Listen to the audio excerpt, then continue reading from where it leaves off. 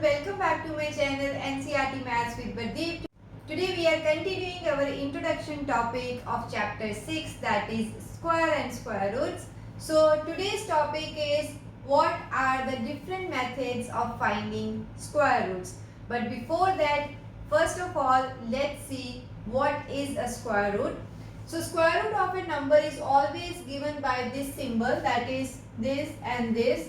And what is a square root? As we already know that what is the inverse or opposite of addition, that is subtraction.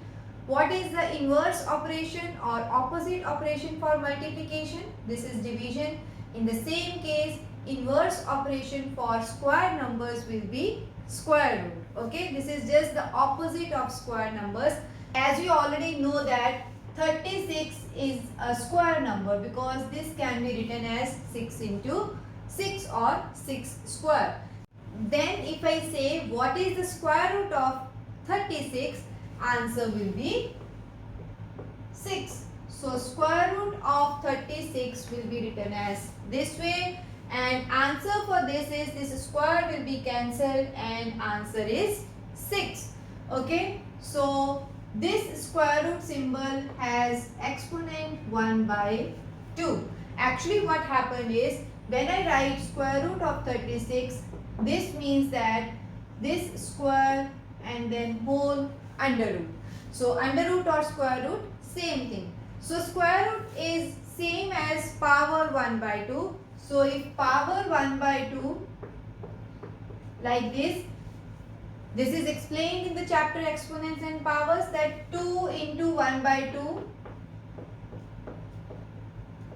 So 2 and 2 will be cancelled. Answer will be 6. So square root of 36 will be 6, or for any number which is a perfect square, if we want to calculate the square root of that number, we will see for which number this can be represented as a square number. So 36 is 6 square. So 6 is the answer for square root.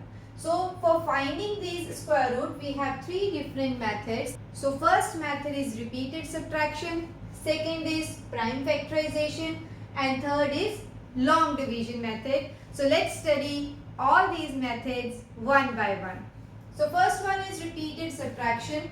That means if you want to calculate the square root of any given number, start subtracting consecutive odd numbers from your given number starting from 1.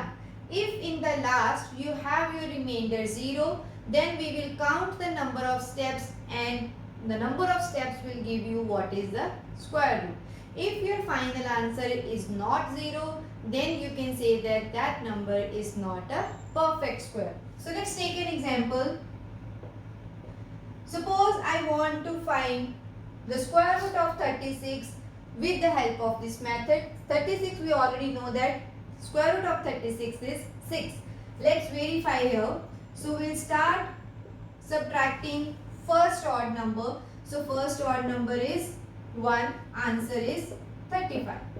So now from this number I will subtract the next odd number. After 1, next odd number is 3. So 35 minus 3, this will be 32. So whatever answer we have obtained here, we will subtract the next odd number. So 1, 3, 5, 7 and so on. So 32 minus 5 will give me 27. Right, 27. Next odd number is 7. So this is 20 now. Okay. So 20. Next is 9. So this is 11. And from 11, what is the next odd number? This is 11. Answer is 0. So we will stop once we get number as 0 or the number becomes negative. Okay. So since our remainder is 0 now, we will count the number of steps, that is 1, 2, 3, 4, 5, 6. Since we have taken 6 steps, so that means square root of 36 will be 6. Okay, so if we want to calculate, if we want to check whether this is a perfect square or not, let's suppose I am taking 8, okay, or 18, any number. So we'll start from 1. 18 minus 1 is 17. So next number is 3. So 14. 14 minus 5, this is 9. So 9 minus 7 is 2. From 2 I cannot subtract 9 because the number will become negative. So after this step we have seen here that remainder is not 0. So 18 is not a perfect square. But for calculating the square root of perfect square, we will use this method, count the number of steps, and as many steps you have used, that is your answer. Second is prime factorization. This is a very common method of calculating square root of a given number. So we will do prime factorization. What is prime factorization? This you have already covered in your previous grade. So we will do prime factorization of your given number and then make the pairs of the different factors and then find the square root. So let's see. Again we will take example of 36. So prime factors of 36. Since this is an even number, so it will go in the table of 2. So we will divide 36 with 2 and whatever is your quotient we will write here and remainder is 0. So we will divide our given number with only those numbers which are completely divisible. Okay, so 2 and 18. So now 18 is again an even number. So again it will go in the table of 2. So 2 nines are 18. 9 is here. Then now since this is an odd number, this will not go in the table of 2. We will check with next prime number. So this is 3 here. So 3 is a 9. So again 3 will come. So we should keep doing this factorization until we are left with only 1. So after this step we will write the factors here. So 36 can be written as all these factors product. So what should be now my next step? I'll make the pairs of all the different factors. So it's 2 and 2, 1 pair. Okay, so 2 numbers should be there. 3 and 3, second pair, and so on, as many factors you are having. So once you are done with this, we will find the square root. See, 2 into 2 can be written as 2 square. 3 into 3 can be written as 3 square. So this is 2 into 3 whole raised to power 2, because in exponents and powers also we have one rule. When two different bases have same exponent, we can write the exponent outside and the numbers inside. So 2 into 3 whole square. So 36 can be written as this way. So now we will find the square root, and square root of this number you will write. Okay. So once we are here, this square and this square root will get cancelled, as I have explained here also. So now this and this will be cancelled, and answer is 2 into 3, that is 6. Okay. So always keep one thing in your mind. As many pairs as you have found, what you should do is write each factor only once in the pairs. Means one pair is 2 by 2, so we will use only 2 one time. One pair is 3 by 2, so we will use 3 also one time. So we cannot use both numbers in the pair. Only one number should be written from the pair. So from each pair, one factor will be written. So 2 into 3, that will be your answer. So again we get 6 as square root of 36. So next step is long division method. This is again a very important type of method in which we will divide our given number in some different way. What we will do is, this is 2-digit number. We will again make the pairs for all those numbers. Suppose I am having a bigger number, 7, 9, 6, 8, something like that. So first step is always make the pairs. Means 2 digits we will take at a time and put one bar on that, and this bar you should always start from this side towards this side. Okay, so like this, first last 2 digits one bar, then second bar for the next 2 digits. If it is more than that, suppose 3, 9, 6, 8, 1, 7 or 5, so then also we will start from this side 1 bar. For the next 2 digits, second bar, then third bar. If in the last we are left with only one number also, then also bar of that thing. So first step is make the pairs, put the bars starting from this side, and then we will see with which number we can divide our one pair. Okay, so let's start here. If this is 36, we should find a square number. We'll start with 1. 1 into 1, 1.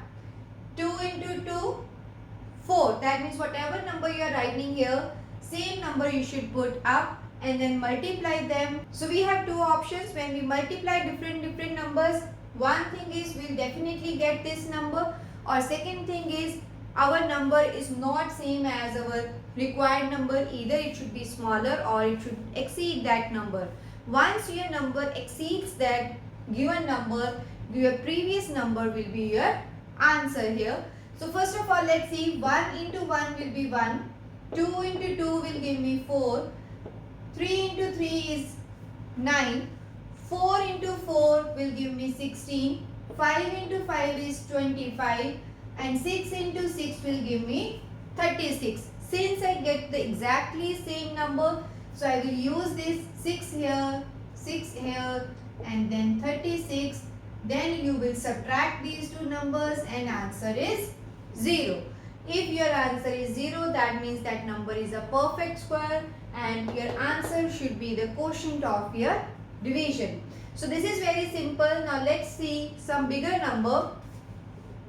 Let us suppose that find the square root of 576. So what we are going to do is we'll start pairing from this side. So one pair and second pair. Okay. So now so for each pair you will focus at a time. So first pair is having only 5. So we'll start 1 ones are 1, 2 twos are 4, 3 threes are 9. So 9 is bigger than 5. So we will move one step backwards. That is 2 twos are 4. So I will write 2 here, and then 4. So what should be my next step? I will subtract this 4 from 5. So remainder I will write here, and then this next pair you should bring next to it. That is 176. Okay. So on this side what we will do is we will add these two numbers. Whatever your number is on this side, okay, that should be added with the number that you have written up in your previous step. In our case, since this is the first step, on this side we have 2. So we have used 2, and on this side also 2. So 2 plus 2 will be 4. So 4 we will write here. Okay. So now again I need to find one digit which should be same here as we put here, and then we will check again same thing, that number either should be equal to this number or it should be smaller than the number. So let's try different numbers. So start with 0. So 4 and 0 will give me 40. So 40, whatever digit you are writing here, same digit you will write here. Let's see. If I put 0, so 0 should be here. So we will multiply this 40 with the last shift that you have done. So 40 into 0 will give me 0 only. So this is quite lesser than 176. So we will go with the next number, that is 1 here and 1 here. So now we will multiply 41 with 1, not with 21. So only with that digit which you have written here. So this number should be read full, and this digit that you have written here, only you should multiply those numbers. That is 41 into 1. So answer is 41. This is way too small than 176. Let's try another combination. So if I replace this 1 with 2, so whatever digit you are writing here, you have to write here also. So now our number is 42, and I have written 2 above that. So we will use 42 into 2. This is 84. Again, this 84 is smaller than this number. We have to keep checking, either we should get exactly same number or our answer should exceed our number. So let's try another combination, that is 3. So we will write 3 here. So number is 43. 43 should be multiplied with 3 only. So let's check. 3 3s are 9, 4 3s are 12. So this is 129. Still this number is smaller than 176.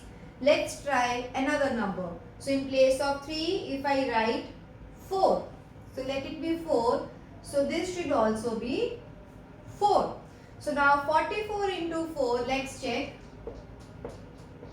4 4s are 16 and exactly we got 176. So this is the desired digit here. So 176 we will write here and then we will subtract and our answer is 0 as remainder. So what is the square root of 576? This is 24. Okay. So this is actually very easy method to calculate the square root of bigger numbers. Okay. So if your numbers are comparatively smaller, we will use prime factorization. If we have very big numbers, we will prefer using long division method.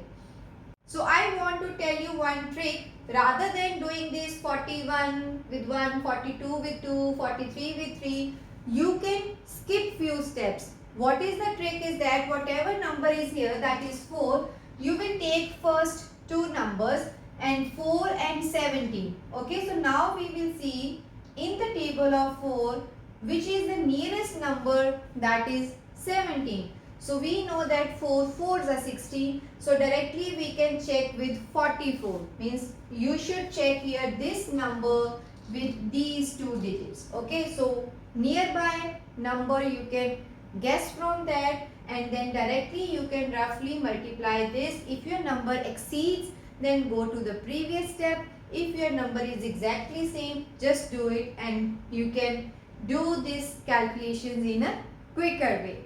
Okay. There is one more topic in this question, that is sometimes they will ask you the question that without doing any calculations, tell us how many digits will be there if you find the square root of a particular number. Suppose I am having a n digit number. If that n is odd, the number of digits in its square root will be n plus 1 by 2.